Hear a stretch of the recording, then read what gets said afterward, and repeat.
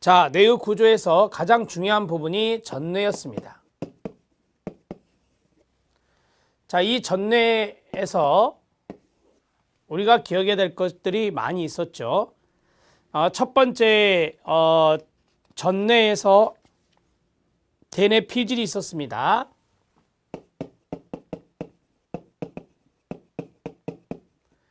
자, 대뇌 피질이 있고 변형계가 있고, 그 다음에 시상하부.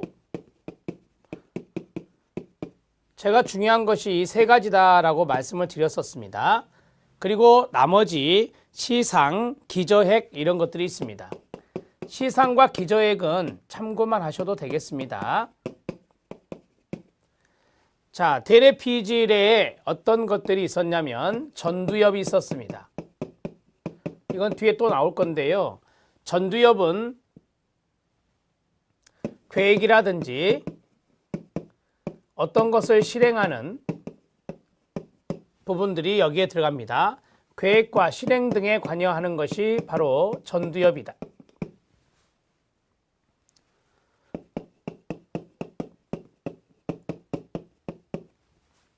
두 번째 주정엽은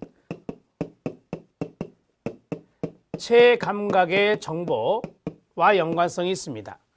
우리가 이제 신체 감각이라고 하는 것을 체감각이라고 말할 수 있는데요. 체감각의 정보를 받아들이는 것입니다. 그 다음에 축두엽이 있습니다. 이건 청각과 연관성이 있고, 그 다음에 후두엽이 있습니다. 후두엽은 시각과 연관성이 있습니다. 이렇게 해서 네 가지의 내용을 알아놓으시면 되겠습니다. 변형계입니다. 변형계는 여러분들 교재에 있던 대로 동기와 정서를 담당합니다.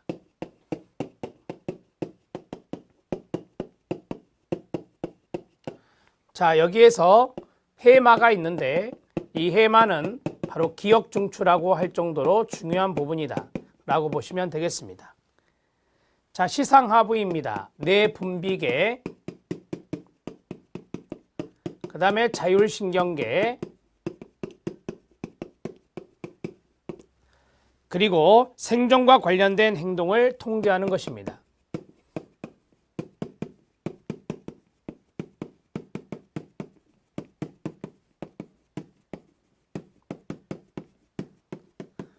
이렇게 정리하시면 되겠습니다. 자, 시상은 여러분들이 이건 참고적으로 알아놓으시면 되겠고요. 그 다음에 기저핵도 참고적으로 알아놓으시면 되겠습니다. 자, 전뇌에 대해서 알아봤고요. 두 번째 후뇌입니다. 중요도에 따라서 정리하고 있는데요. 자, 후뇌는 세 가지로 구성되어 있다라고 했습니다. 연수, 뇌교, 소뇌로 연결된다. 소뇌로 구성되어 있다라고 했었는데요. 자, 첫 번째가 연수입니다. 자, 연수는 생명 유지와 연관성이 있는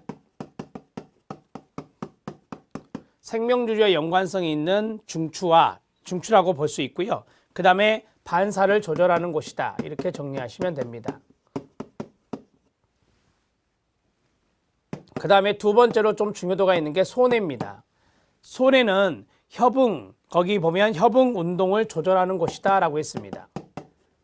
협응 운동을 조절하는 곳, 소뇌를 이렇게 정리하시면 되고요. 그 다음에 뇌교가 있죠. 자, 뇌교는 말 그대로 어떠한 지나가는 다리 역할을 하는 곳인데, 여기에 보면은 수면과 각성에 관여하는 망상체의 일부분이 지나간다 라고 되어 있습니다. 수면, 각성에 관여하는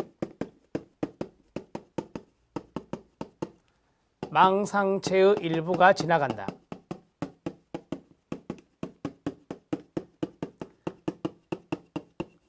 이 정도만 쓰시죠. 자, 세 번째 중뇌가 있습니다. 중뇌. 자, 뇌 구조 중에 세 번째 중뇌가 있는데, 이 중뇌는 우리가 중뇌계와 중뇌피계 이렇게 구성되어 있다. 이런 정도만 쓰시면 됩니다. 중뇌계와 그 그 다음에 중내 피계로 구성되어 있다.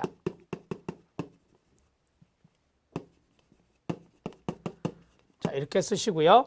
자, 우리가 이제 여기 전내에서 좀 중요한 부분이 이 내용들이 이제 조금 더 뇌로 이제 구성되어 있는 부분들을 정리해 주면 기저핵이 있었습니다. 기저핵은 종내와 연관성이 있고요. 여기는 종내와 연관성이 있고, 그 다음에 시상과 시상하부는 간내와 연관성이 있습니다. 시상과 시상하부는 간내와 연관성이 있다. 이렇게 정리를 하시죠. 자, 여러분들 거기 그림이 있는데 그 그림을 참고적으로 좀 보시면 되겠고요. 여기 정리한 것 중에서 1번에 있는 전내가 가장 중요도가 있다라고 생각하시면 되겠네요. 자, 2번 주요 인지기능과 관련 뇌 영역이 있습니다. 제가 말씀드린 것만 보셔도 될 겁니다. 1번의 주의력에 리을의 별표 쳐주시고요. 2번 기억력에 리을의 별표 쳐주시고요. 3번 언어 능력에 니은과 리을의 2개 동그라미 쳐주시기 바랍니다. 그 다음에 동그라미 4번에 시 공간 구성 능력이 있는데 니은과 디귿에 별표 쳐주시기 바랍니다. 실행 기능이 있는데 실행 기능에 기억과 니은에 별표 쳐주시면 되겠습니다. 자, 보겠습니다. 자, 우리가 이제 뇌를 봤잖아요. 이제 인지 기능을 볼 건데 주요 인지 기능 및 관련 뇌 영역을 보겠습니다. 인간의 주요 인지 기능은 5가지로 나눌 수 있습니다. 주의력, 기억력, 언어 능력, 시 공간 구성 능력, 실행 기능이 바로 그것입니다. 자, 주의력인데요. 일상생활에서 주의력 또는 집중력이라 하죠. 주의 집중력이라는 단어가 많이 쓰이고 있는데 주의력을 정의하는 것은 생각만큼 쉽지 않습니다. 이는 단일한 개념이라기보다는 다양한 심리적 현상을 뜻하는 명칭이기 때문입니다. 뇌에서 한순간에 처리할 수 있는 정보의 양에는 한계가 있기 때문에 특정 정보를 선택하는 과정이 필요한데 이것을 주의라고 합니다. 주의력은 주의를 유지할 수 있는 지속적 주의력, 무관한 자극을 무시하고 특정 자극에만 주의를 집중하는 선택적 주의력, 그리고 2가지 이상의 여러 자극에 적절히 주의를 배분하는 능력, 이런 것들로 나누어 볼 수 있습니다. 자, 리을, 주의력과 관련된 뇌 부위가 중요합니다. 전두엽의 앞부분을 전두엽이라 합니다. 두정엽, 망상체, 중내의 상구, 시상, 변염, 피질 등이 있습니다. 이러한 뇌 부위에 손상이 오면 주의력에 장애가 생기겠지요.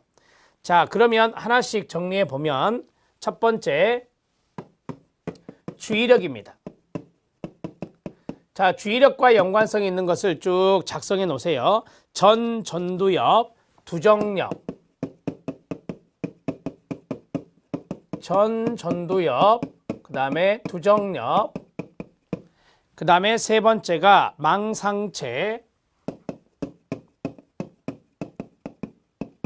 중내는 상구와 하구가 있다 그랬죠. 중내의 상구, 그리고 시상, 변연, 피질입니다. 시상, 변연, 피질, 이것과 관련이 있다, 이렇게 정리하시면 되겠습니다. 자, 여기에서 좀 중요도가 있는 것이 있겠죠. 전두엽이나 두정엽이나 그 다음에 뭐 시상각 정도만 보시면 될 것 같아요. 자, 이제 2번 기억력을 보겠습니다. 기억력이라는 것은 우리가 생각하는 것보다 훨씬 더 복잡한 체계로 구성되어 있으며 그 작용 시간에 따라 감각기억, 그 다음 우리 뒤에서 배울 겁니다. 단기기억, 장기기억으로 나뉘고 장기기억은 또 외연기억과 암묵기억으로 나누게 됩니다. 외연기억은 사실이나 사건에 대한 기억을 말합니다. 기억 정보에 대한 의식적 경험이 가능하며 의미기억과 일화기억이 바로 외연기억에 들어갑니다. 암묵기억은 행위나 기술 및 조작에 대한 기억으로서 기억 정보에 대한 의식적 접근이 불가능한다, 그래서 암묵기억이라 합니다. 특정 기술, 점화, 습관, 비연합학습 등이 있다라고 합니다. 기억, 니은, 디귿은 참고하셔도 됩니다. 뒤에 또 기억에 따로 나오기 때문에. 자, 리얼, 기억력과 관련된 뇌 부위는 축두엽입니다. 앞에서 제가 해마를 말씀드렸는데요. 특히 내측 축두엽의 해마에서 담당한다고 알려져 있으며 최근 연구에서는 기억을 저장하고 인출하는데 전두엽이 중요하고 능동적 역할을 한다는 보고가 나오고 있어 축두엽뿐만 아니라 전두엽에 손상이 와도 기억력 장애가 생길 수 있습니다. 자, 그러면 기억력과 연관성이 있는 것을 보겠습니다. 자, 기억력과 연관성이 있는 것이 바로 축두엽이다라고 했는데 이 축두엽, 내측 축두엽이라고 그랬죠. 내측 축두엽의 해마, 앞에서 말씀드렸는데요. 내측 축두엽의 해마가 바로 상당히 중요한 역할을 한다라고 했고요. 자, 그 다음에 최근에는 전두엽도 여기에 들어간다라고 했습니다. 전두엽도 기억력에 영향을 끼친다라고 하는 것입니다. 전두엽과 관련이 있다, 이렇게 정리를 하시죠. 자, 여기서 두 가지 정도만 기억하시면 되겠네요. 축두엽과 해마입니다. 축두엽과 해마가 바로 기억력과 연관성이 있다. 자, 세 번째 언어 능력 들어가도록 하겠습니다. 언어 능력은 자발적인 언어 표현 능력, 따라 말하기 능력, 이름대기 능력, 언어 이해력, 쓰기 및 읽기 능력, 그리고 사회 언어적 능력 등으로 나눌 수 있는데요. 자, 니은의 언어 생성이 있습니다. 언어 생성의 박스. 언어 생성은 주로 좌반구의 하전두엽 부분에 있는 브로카 영역을 포함하는 부위에서 관여합니다. 브로카에 박스 쳐주시기 바랍니다. 다 좌반구입니다. 자, 언어 이해에 박스 쳐주시기 바랍니다. 주로 좌반구의 상축두엽 부분에 있는 베르니케 영역입니다. 베르니케 영역에 밑줄 박스 쳐주시기 바랍니다. 여기 주변 부위에서 관여합니다. 그러니까 언어 생성은 브로카고 언어 이해는 베르니케다, 이렇게 정리를 하시라 이 말입니다. 자, 사회 언어적 능력이란 암묵적인 대화 규칙을 지키고 언어의 운율, 리듬, 얼굴 표정 등을 상황에 맞게 이해하고 사용할 수 있는 능력을 사회 언어적 능력이라고 합니다. 리을 대부분의 언어 능력은 주로 좌반구에서 담당합니다. 좌반구의 동그라미요. 그렇지만 사회 언어적인 능력만큼은 우반구의 외측구 주변에서 관여한다고 알려져 있습니다. 그래서 사회 언어적 언어 능력이 여기에 들어간다. 사회 언어적 언어 능력이 되게 예술성이 여기에 들어가요. 그래서 이 우반구가 바로 예술적인 부분을 담당하거든요. 자, 보겠습니다. 세 번째가 언어 능력입니다.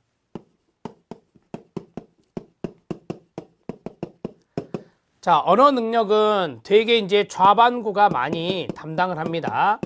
좌반구가 담당을 하는데, 자, 그러나 사회 언어적 능력, 사회 언어적 능력은 우반구가 한다 그랬습니다. 사회 언어적 능력은 우반구가 담당한다, 이렇게 정리하시면 되겠습니다. 자, 대부분은 좌반구에서 담당한다, 이렇게 보시면 되고요. 이 좌반구에 해당되는 것이 두 가지가 있죠. 하나가 언어 생성, 하나가 언어 이해였습니다. 하나가 언어 생성,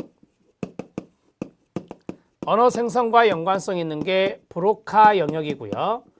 브로카 영역이고, 그 다음에 언어 이해와 연관성 있는 것이 바로 베르니케 영역이다, 이렇게 정리하시면 됩니다.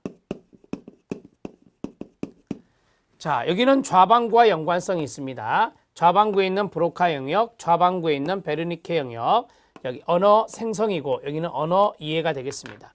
이렇게 해서 정리하시면 됩니다. 자, 언어 능력에 대해서 알아봤고요. 이제는 시 공간 구성 능력을 보겠습니다. 시각적 대상의 공간적 위치와 형태를 파악하는 지각 능력과 시공간적 구성 및 조직화를 할 수 있는 능력을 시공간 구성 능력이라 합니다.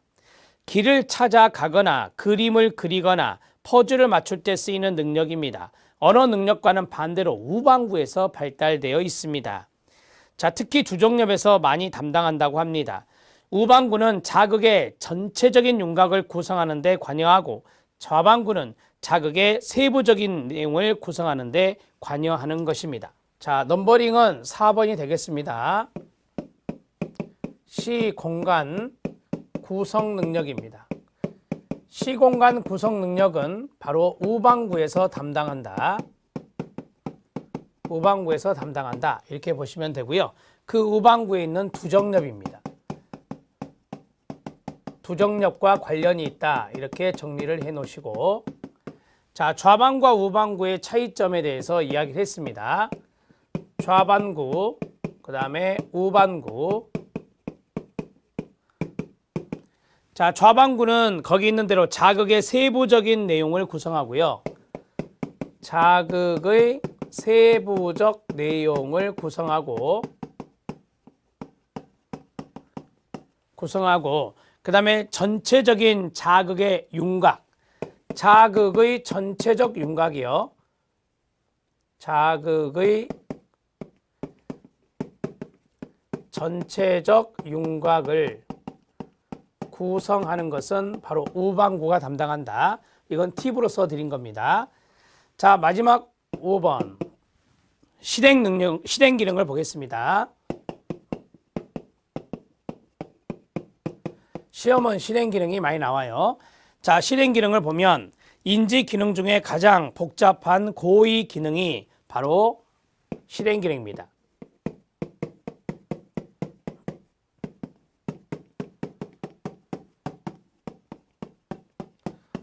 자, 인지 기능 중에 가장 고의 기능이 실행 기능이다. 이렇게 정리하시고요. 여기에는 판단 능력, 문제 해결 능력, 추론 및 추상화 능력, 계획 능력, 목적에 맞게 순서대로 일을 처리하는 능력, 융통성, 자동화된 반응을 억제하고 상황에 적절한 반응을 하는 능력, 통찰력, 충동 조절 능력 등이 모두 다 포함되어 있는 게 실행 기능이라고 말할 수 있습니다. 자, 실행 기능은 주로 전두엽 동그라미요. 전두엽 영역에서 담당한다고 알려져 있습니다.